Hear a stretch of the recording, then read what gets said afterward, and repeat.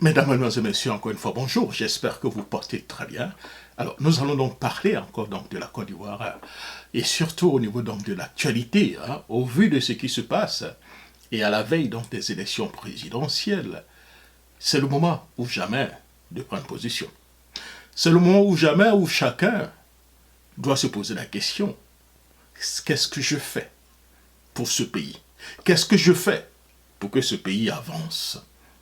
Pour ne pas paraphraser le président Kennedy, nous sommes dans une situation où chaque Ivoirien ne doit plus se poser la question qu'est-ce que la Côte d'Ivoire fait pour moi? Mais qu'est-ce que je fais pour la Côte d'Ivoire pour ne pas que ce pays là encore replonge dans la confusion que nous avons vue en 2010. Donc aujourd'hui, c'est donc mon réquisitoire, on parle de réquisitoire donc implacable contre l'ingérence d'une justice, j'allais dire, aux ordres dans la vie des partis politiques et surtout à la veille des élections présidentielles. J'allais dire, alerte démocratique. Est-ce que le bureau politique aujourd'hui du PDCI-EDA est compromis? Gros point d'interrogation. Et c'est une situation qui commence à interpeller. Il n'y a rien de plus dangereux, cher ami, pour donc une démocratie que la collusion entre le gouvernement politique et une justice transformée, cher ami, en instrument d'harcèlement. Ce qui se joue aujourd'hui actuellement en Côte d'Ivoire, à travers donc la procédure donc, judiciaire engagée contre le PDCI-EDA et son président, M. Tidiane Thiam, est une gravité donc extrême. Aujourd'hui, nos amis du RDA devenus RHDP sont au pouvoir, mais ils ne comprennent pas, ou bien ils font semblant de ne pas comprendre, ou bien ils se disent, tiens, si nous laissons ce pouvoir, nous n'allons pas arriver au pouvoir aussitôt, donc faisons tout ce que nous pouvons. Gagnant, gagnant et perdu, perdu. Imaginez-vous un seul instant, au moment où le RDR devenu RHTP a passé pratiquement toute la, disons, 2 décennies à s'attaquer aux différents régimes. Imaginez-vous un seul instant que les partis au pouvoir, que ce soit de M. Henri Konan Bédié, que ce soit donc du général Gueye, que ce soit de Laurent Gbagbo, prennent un individu dans ce parti politique, le manipulent pour qu'il attaque des décisions d'un bureau politique devant la justice. Une justice qui est un peu inféodée au pouvoir. Est-ce que vous imaginez un peu les conséquences? Vous avez dans un parti politique, cher ami, qui englobe des centaines de milliers d'adhérents et des millions de supporters et de sympathisants, ils vont à un congrès extraordinaire et les décisions sont prises. On prend donc des décisions et les décisions dans le congrès sont donc irrévocables, sont rien qu'un autre congrès encore, cher ami, peut prendre à contre-pied les décisions de ce congrès. Donc, 99% ou bien 100% des personnes prennent des décisions. Et un seul individu se lève 2 années après pour dire « je ne suis pas d'accord ». Et qui attaque donc des décisions donc, de ce congrès en justice. Et la justice ivoirienne se décide de se saisir de ce dossier pour essayer donc d'impacter donc des décisions donc, dans ce parti politique. What's going on here? It's very, very, ladies and gentlemen, very difficult to see what's going on in the Ivory Coast at this point. Something has to be done. If you guys not do anything now, you never know what's going to happen.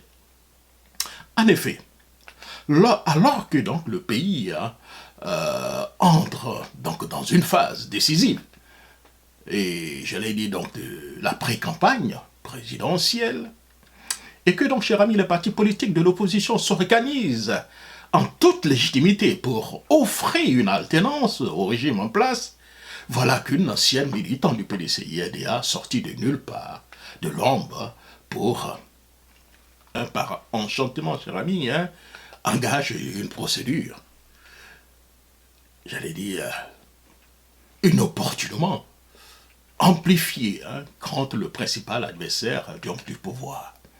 Sous des prétextes juridiques discutables, voire fallacieux. C'est un coup, cher ami, politico-judiciaire en cours. C'est clair, un véritable coup politico-judiciaire qui est donc en cours. C'est aussi clair.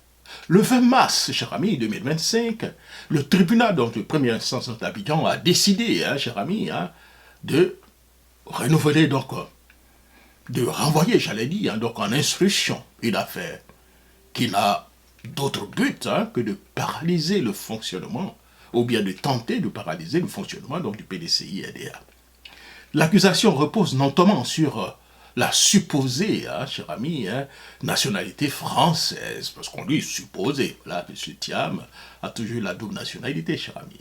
La supposée nationalité française de M. Tidjane Thiam au moment donc, de la désignation comme président donc, du parti. Mais tiens, c'est Mme Valérie Yapo seulement qui sait ça sur les millions donc, de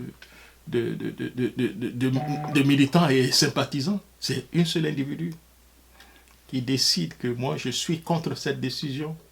On me dira qu'il faut une seule personne pour prendre donc, des décisions, on comprend. Mais un parti politique, c'est une organisation privée qui a ses statuts et règlements intérieurs. Et tout le monde se doit donc d'obéir aux statuts et règlements intérieurs. Et je répète, un congrès, ce n'est pas n'importe quoi. La décision d'un congrès, c'est comme une décision d'une cour suprême dans un pays. C'est une manœuvre, cher ami, conçue de fil blanc, visant donc à fragiliser donc, la tenue donc, du prochain bureau politique et d'empêcher donc la convocation donc, d'une convention pourtant attendue par donc, des militants. La même Mme Valérie Yapo et autres personnes, il y a déjà des mois, s'indignaient parce qu'il n'y avait pas du tout donc, de bureau politique. Il n'y avait pas du tout donc, de convention.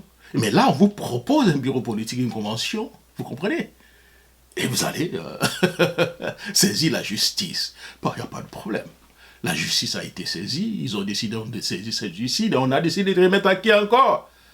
La même juge Touré, celle-là même qui avait tenté donc d'empêcher, pour ne pas dire qui avait même réussi à empêcher l'organisation donc du congrès du PDCI-RDA, du congrès extraordinaire, en décembre 2023.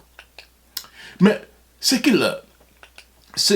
Donc, mais si vous voulez, qui peut donc croire qu'il ne s'agit pas d'une simple... qu'il s'agit d'une simple affaire de droit? Qui peut ignorer donc le timing savamment orchestré,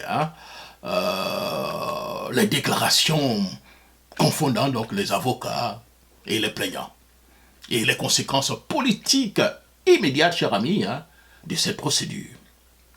Le pouvoir est capable, cher ami, d'arrêter donc la démocratie et la montée en puissance de l'opposition et surtout de l'Étiam, tant ce qui n'a pas donc réussi en décembre 2023 à saboter donc de l'intérieur l'organisation donc du PDCI-RDA. Cette fois-ci, ce n'est pas donc une plainte vite retirée, mais donc un mécanisme judiciaire pesant et lent, destiné donc à étouffer le parti dans les sables mouvants d'une justice, je dirais, instrumentalisée. Une justice à double vitesse et à géométrie variable, et c'est ce que nous voyons. Pendant que certains, au cadre du régime, peuvent s'enrichir sans inquiétude, et que donc des soupçons, j'allais dire, de détournement de fonds, de bons publics, de fonds publics, d'hommes, les tiroirs poussiéreux, voilà que toute la machine judiciaire se mobilise pour scruter la nationalité donc d'un homme dont l'engagement pour la Côte d'Ivoire ne fait aucun doute. Cette instrumentalisation n'honore pas la justice, elle la déshonore. C'est un précédent dangereux, cher ami, un précédent dangereux. Aujourd'hui, c'est donc le PDCI-RDA. Demain, ça pourrait être n'importe quel autre parti politique qui oserait donc défier l'ordre établi. D'aucuns nous diront que d'autres partis en ont déjà, subissent déjà ces conséquences, telles que le FPI, le PPACI, le GPS de Soro Guillaume, et le parti donc de Charles Blé Goudé. Si les juges deviennent donc des bras armés du pouvoir, si des décisions judiciaires servent à suspendre des activités internes des partis, à la veille donc des grandes échéances, alors nous ne sommes plus dans une démocratie. Nous rentrons donc dans une zone grise où le pluralisme devient suspect et la compétition électorale est l'heure. L'heure est à la vigilance et à la mobilisation, cher ami. Militantes et militants du PDCI-RDA, militants démocrates, observateurs internationaux et nationaux, nous ne pouvons pas donc rester silencieux face à cette dérive. Il ne s'agit pas seulement donc de défendre un homme ou un parti. Il s'agit donc de défendre un principe fondamental, celui donc de la séparation donc des pouvoirs et de la neutralité donc de la justice. À vouloir donc empêcher, vaille que vaille, coûte que coûte, l'alternance, le parti au pouvoir prend donc le risque de miner donc le fondement même de l'état donc de droit. Même la démocratie ne s'étouffe pas, c'est aussi facilement. Le peuple qui a déjà vu d'autres coups bas et même saura faire la différence, cher ami, entre la vérité judiciaire et la vérité politique. Et cette vérité-là, quoi qu'on tente pour la travestie, cher ami, finira toujours par triompher. C'était donc mon billet. Mais avant de vous laisser partir, on va se poser la question, cher ami.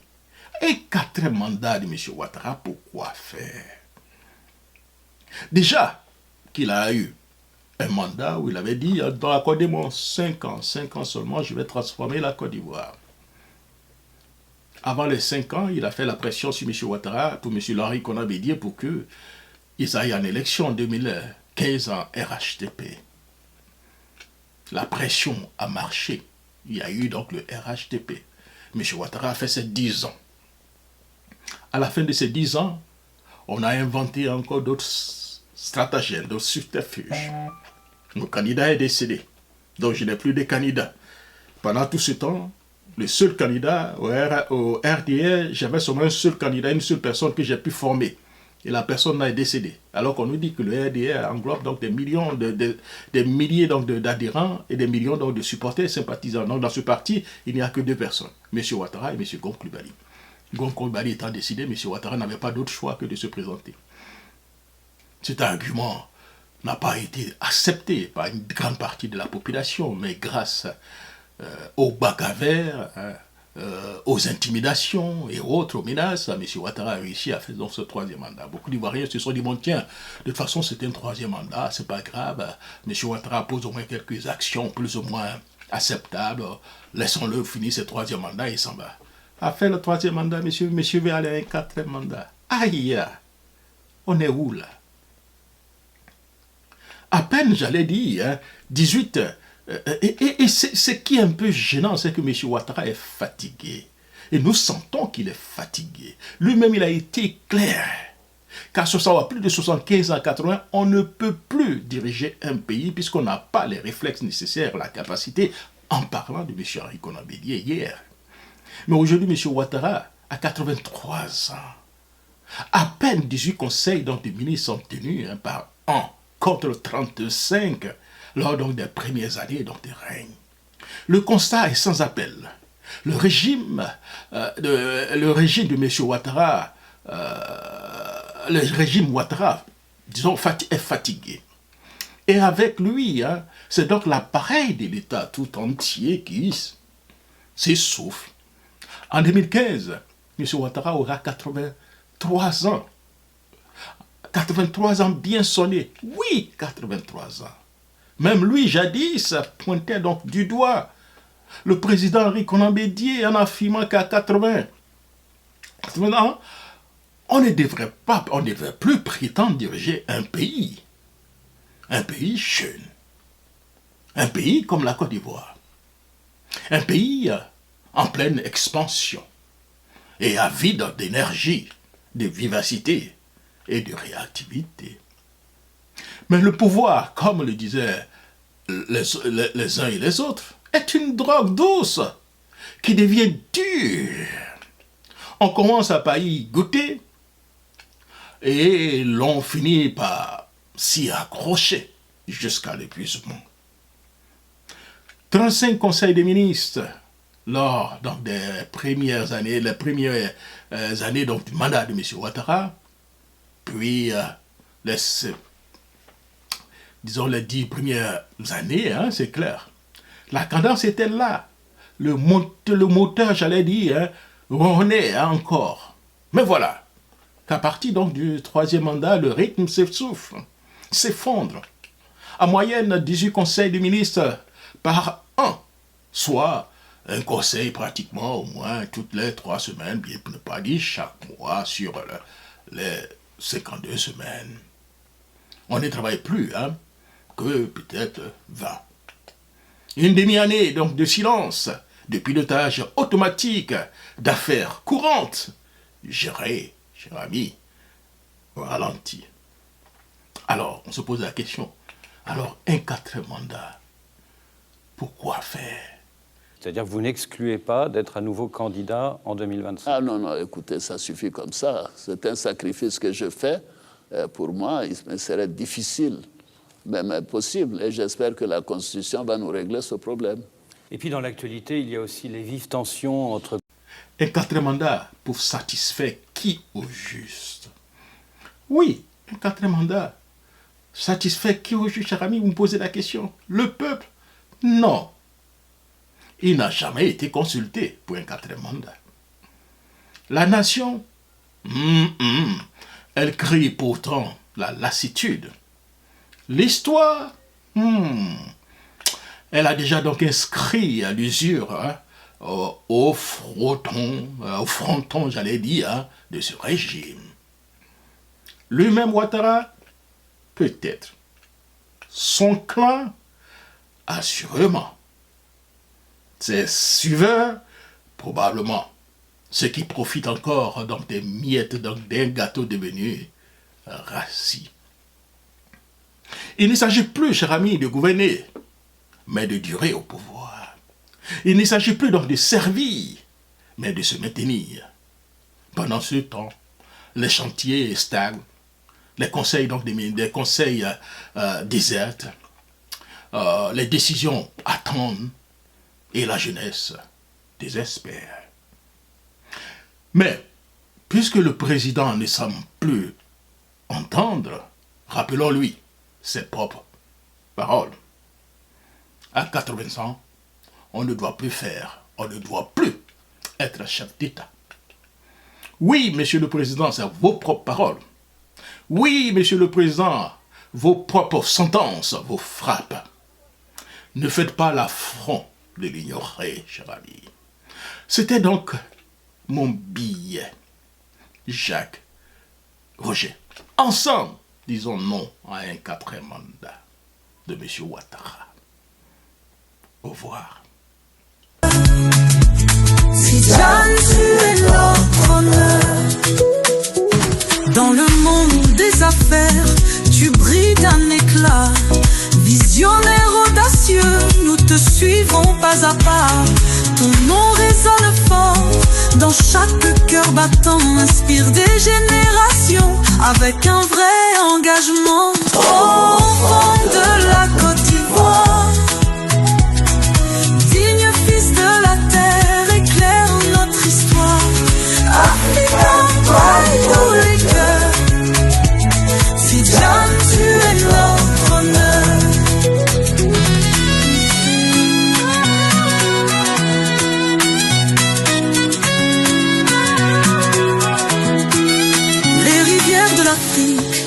Chante pour toi, chaque pas en avant nous unit dans la foi. Avec toi nous rêvons d'un avenir radieux. Tidjane, notre espoir, tu es notre précieux enfant de la